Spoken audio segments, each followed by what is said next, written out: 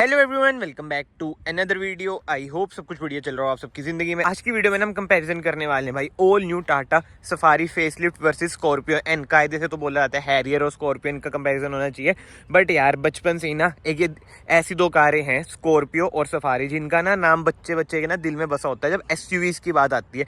फिलहाल इनमें से एक तो रियल एसयूवी अब बची नहीं है क्योंकि फ्रंट व्हील ड्राइव है। तो ऐसी ही भाई सारी पोले हम दोनों कारों की खोलने वाले हैं कि कौन सी कार किस किस मायने में अच्छी है, और 30-35 लाख रुपए अगर आपने आज खर्चने हैं तो आपको कौन सी कार पर जाना चाहिए।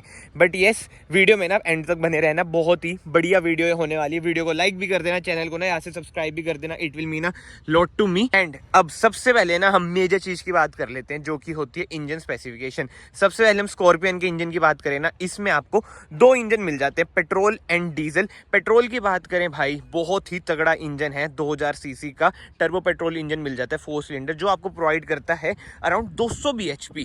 वेयर एज डीजल इंजन की बात करें उसमें आपको मिल जाती है 174 bhp और 400 Nm का टॉर्क ऑटोमेटिक में।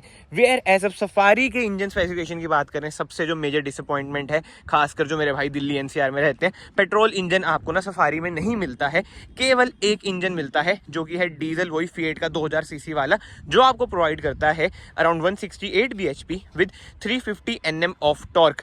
अब इसी के साथ साथ देखो, इंजन की बात हो ही रही है, चेसिस की भी बात कर लेते हैं। जो आपकी स्कॉर्पियो एन है ये है ladder on frame, XU700 monocoque है, और हाँ सफारी हैरियर आ जाती है भाई मोनोकॉक में। तो स्टेबिलिटी वगैरह ना देखो मोनोकॉक की ज़्यादा होती है, ladder on frame but real SUV होती है। अब रियल एसयूवी की मैं बात कर रहा हूँ, जो आपकी स्कॉर्पियो एन है ये है रियर व्हील ड्राइव, एंड जो आपकी सफारी है वो है front wheel drive unfortunately. But इसी के साथ साथ भाई जो ये है स्कॉर्पियो एन, इसमें ना आपको ऑप्शन मिल जाता है 4x4 का, और जो XU700 आती है उसमें आपको ऑप्शन मिल जाता है ऑल व्हील ड्राइव का। बट ये जो आपकी सफारी है इसमें आपको कोई ऑल व्हील ड्राइव, कोई 4x4 नहीं मिलता है। जो भाई बहुत पहले से कार में इंटरेस्ट रखते हैं उन्हें पता होगा, सफारी डिकोर आती थी, सफारी स्टॉर्म आती थी, वो थी भाई रियल एसयूवी। मैं तो कह रहा हूँ भाई, मुझे ना स्कॉर्पियो क्लासिक, स्कॉर्पियो एन से भी ज़्यादा बढ़िया ना वही लगती थी, क्योंकि जो उनका बिल्ड था, जो मतलब कि कहते हैं ना स्टांस था भाई, लाजवाब, जो टाटा ने काम कर रखा था बहुत ही बढ़िया था। बट अभी आप वीडियो में एंड तक बने रहे, ऐसे नहीं है कि भाई ये वाली सफारी में कुछ भी नहीं है, इसमें भी बहुत कुछ है। टेक की बात हम करेंगे, इसमें नेक्स्ट लेवल टेक आपको मिल जाता है। बट एक होता है ना भाई एसयूवी, मतलब कि rear wheel drive, ladder on frame, वो वाला अनफॉर्चुनेटली आपको न्यू सफारी में तो नहीं मिलेगा। अब ये देख लो जहाँ पे मैं आज आ रखा हूँ, रास्ता देख लो कैसा है। इधर ना 4x4 ही आपकी परफॉर्म करेगी, फ्रंट व्हील ड्राइव ना नहीं करती भाई इतना अच्छा परफॉर्म। चाहे सफारी में ना कितने आपको मोड मिल रखे हैं, वेट मोड, रफ मोड, ये वो डायल वगैरह, जो कि बहुत प्रीमियम लगता है। बट एनी डे अगर आपको ऐसे रास्तों में आने, 4x4 rear wheel drive car ना ज्यादा केपेबल होती हैं। बट लोगों का ना एक पॉइंट होता है कि भाई आजकल के टाइम में हमें तो फ्रंट व्हील ड्राइव ही चाहिए, हाईवे पे तो चलना है। बट यार हाईवे पे अगर चलना है तो सेडान्स भी तो है ना। आई नो कि एसयूवी की एक अलग फील होती है, बट कायदे से ना जो असली एसयूवी होती है ना वो ladder on frame rear wheel drive ही होती है। जैसे सफारी स्टॉर्म होगी, स्कॉर्पियो एन होगी, स्कॉर्पियो क्लासिक होगी, XU700 भी फ्रंट व्हील ड्राइव है, मोनोकॉक चेसी है, उसे भी ना एसयूवी में गिनना नहीं चाहिए। बट बातें वही आ जाती हैं यार, जब हम पंच एक्स्ट्रा जैसी कार को एसयूवी में गिन रहे हैं तो इस टॉपिक पे तो बात ही नहीं करनी चाहिए। बट एनीवे, ये तो ना देखो मैंने आपको पूरा ही क्रक्स बता दिया और क्विकली बताया, बिल्कुल ही लेमन लैंग्वेज में बात करूंगा भाई, ऐसा नहीं ये है वो है फलाना, मतलब कि कंफ्यूजिंग लैंग्वेज में ना मैं बात नहीं करने वाला हूँ, ताकि जो कॉमन मैन अपने 30 लाख खर्च रहा है, 30 से 35 लाख, उसे ना समझ आए कि भाई कहाँ पे मुझे खर्चने चाहिए। बट अब बात आ जाती है डायमेंशंस की। आप मानोगे नहीं भाई, स्कॉर्पियो एन की ना केवल हाइट लंबी है, इससे बड़ी ना आपकी सफारी है, यानी कि विड्थ और लेंथ में ना सफारी आपकी आगे निकल जाती है, जो कि बहुत ही बढ़िया बात है। आई नो आपको लग रहा होगा यार विड्थ में तो स्कॉर्पियन ज्यादा बड़ी लग रही है, बट नहीं भाई, सफारी ज्यादा बड़ी है। डायमेंशंस ना स्क्रीन पे लिखी आ रही होंगी। एंड अगर आपको ऐसे रास्तों में आना है, ग्राउंड क्लियरेंस की बहुत जरूरत पड़ती है, सफारी में ना आपको 205 mm की ग्राउंड क्लियरेंस मिल जाती है, वेयर एज स्कॉर्पियन में केवल आपको 187 mm की ग्राउंड क्लियरेंस मिलती है, जो कि असल में इतनी नहीं होती है। ये ऑन पेपर्स टैक्स वगैरह करके भाई ऐसा मतलब कि बोलना पड़ता है कंपनीज को, मतलब कि कोई दिक्कत नहीं आती यार इसकी ग्राउंड क्लियरेंस में। और हाँ यार 205 mm ना हैरियर की मिलती है, सफारी की तो कम हो चुकी है, 200 mm ना उसकी ग्राउंड क्लियरेंस आपको मिल जाती है। बट वही बातें हैं भाई, सारे लोग ऐसे ऑफ रोडिंग वगैरह, ये मौज मस्ती वगैरह नहीं करते हैं, फैमिली के साथ आपको ट्रैवल करने तो बूट स्पेस की बात करते हैं। अब दोनों कारें ना 7 सीटर हैं। सबसे पहले हम स्कॉर्पियन की बूट स्पेस की बात करें ना, जब सीट फोल्डेड होती है इसमें आपको मिल जाती है 460 लीटर्स की boot space, whereas Safari में आपको मिलती है केवल 420 लीटर्स की बूट स्पेस। बट एक एक सबसे मेजर पॉइंट भाई, अगर आप 7 सीटर कार कंसीडर कर रहे हैं तो क्लियरली बता रहा हूँ भाई, ना XUV700 ना स्कॉर्पियन, केवल सफारी पे जाओ, जो उसकी थर्ड रो है बहुत ही बढ़िया है। अगेन ये देखो मेरे सारे पर्सनल ओपिनियन है, पूरी वीडियो ही भाई पर्सनल ओपिनियन से भरी हुई है, जो जो मुझे फील होता है मैं केवल आपको वही बताऊंगा। और ये वीडियो ना टॉप मॉडल का ही कंपैरिजन है, मतलब कि जो सफारी का टॉप मॉडल है और जो ये खड़ा है स्कॉर्पियन, ये भी एक तरह से टॉप मॉडल ही है, जेड है, बट फर्क वगैरह मैं आपको वीडियो में बता ही दूंगा। But anyway back to the topic, third row ना आप देख लो स्कॉर्पियन की कैसी है, कोई रियर एसी वेंट्स वगैरह नहीं है। वेयर है सफारी की थर्ड रो देखो भाई, rear AC vents, blower, USB socket, C type socket, मतलब कि जो सफारी की थर्ड रो है ना भाई बहुत ही बढ़िया है। तो हाँ, अभी भी अगेन मैं यही रिपीट करूंगा, अगर आपको थर्ड रो कंसीडर करनी है, आपकी फैमिली बड़ी है, तो सफारी एनी डे जाना। मिसिंग चीजें मैंने आपको इनिशियली बता दी है भाई, जो मुझे मेजरली लगता है 4x4 ऑल व्हील ड्राइव वगैरह उसमें मिसिंग है, उसके अलावा ना सफारी में ऐसे कुछ मिसिंग आपको फील नहीं होएगा। बट हाँ, इसी के साथ साथ अब हम रियर लुक की बात कर लेते हैं। ऐसी कुछ है स्कॉर्पियन की रियर लुक, ठीक है, देख लो अच्छे से, निहार लो। मुझे पता है बहुतों को पसंद नहीं आती है ये ना, हमने इसकी टेल लाइट भाई टिंट करा रखी है, पूरी लोडेड कार है भाई, रियर डिफोगर, रियर वाइपर सब कुछ इसमें आपको मिल जाता है।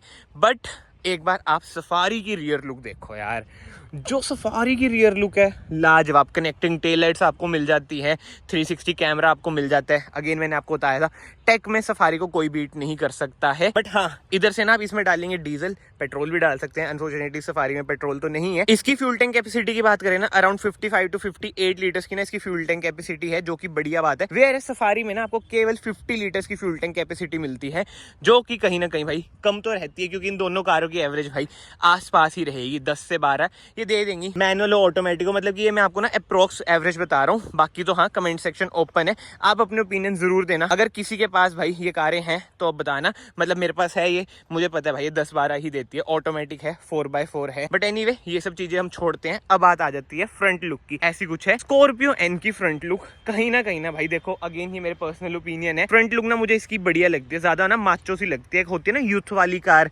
गुंडो वाली कह लो, फुकरो वाली कह लो, कुछ भी आप कह लो, कितना भी गलत बोल लो, बट स्टिल एक माचो लुक ना इसकी ही आती है। रियर से मैं मान के सफारी की बहुत बढ़िया लुक है, बट ऐसा नहीं है कि सफारी की मुझे लुक पसंद नहीं है भाई। सफारी की जो लुक आ रही है ना, कहीं ना फुल रेंज रोवर वाइब दे रही है। दोनों कारों में ना आपको हेडलाइट यूनिट LED ही मिलती है, DRLs भी LED मिलती है, ऑब्वियसली बात है, फॉग लाइट भी LED मिलेगी, मतलब कि हेडलाइट यूनिट वगैरह में कोई भी दिक्कत वाली बातचीत नहीं है। जो स्कॉर्पियन है ना भाई, ये थोड़ी समझ रहे हो ना 4x4 थोड़ी रफ एंड टफ सी बना रखी है, इस वजह से ना इसमें आपको लेवल 2 अडास भी नहीं मिलता है। वेयर एज सफारी में आपको लेवल 2 अडास मिल जाता है, हैरियर में भी आपको लेवल 2 अडास मिल जाता है। बट यस, अगर आपको अडास लेना है तो आपको महिंद्रा की XUV 700 पर जाना पड़ेगा, स्कॉर्पियन में आपको अडास नहीं मिलता है।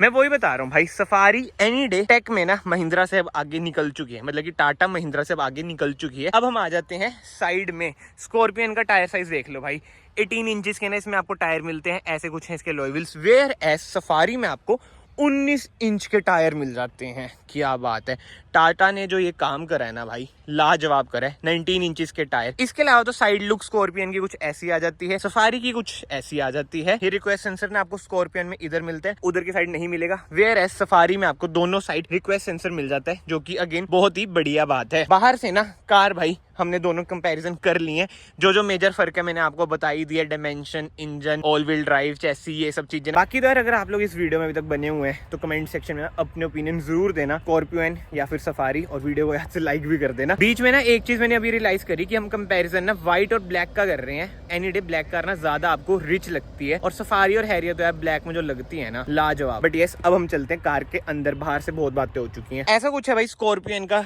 डोर ट्रिम बहुत ही बढ़िया लगता है, ग्लॉस ब्लैक का ट्रीटमेंट मिल जाता है, लेदर ट्रीटमेंट मिल जाता है। और हाँ, अगर आप इसका टॉप मॉडल लेंगे ना, आपको इलेक्ट्रिक एडजस्टेबल सीट्स का ही ऑप्शन मिलेगा, बट केवल ड्राइवर साइड। वेयर है सफारी में आपको पैसेंजर और ड्राइवर साइड टॉप मॉडल में इलेक्ट्रिकल सीट एडजस्टमेंट का ऑप्शन मिल जाता है, उसी के साथ साथ मेमोरी सीट्स का भी ऑप्शन मिल जाएगा।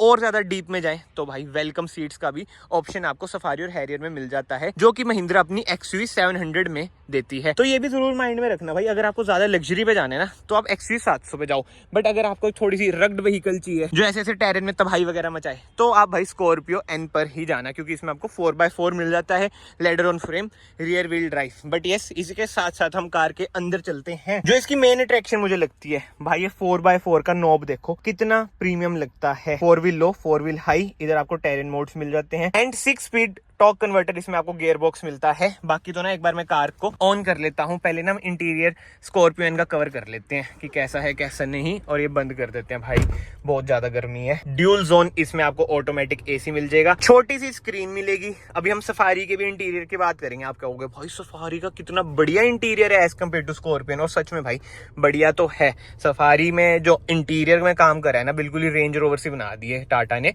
बट यस, ऐसा कुछ है भाई। इसका इंस्ट्रूमेंट क्लस्टर बहुत ही बढ़िया इंस्ट्रूमेंट क्लस्टर है।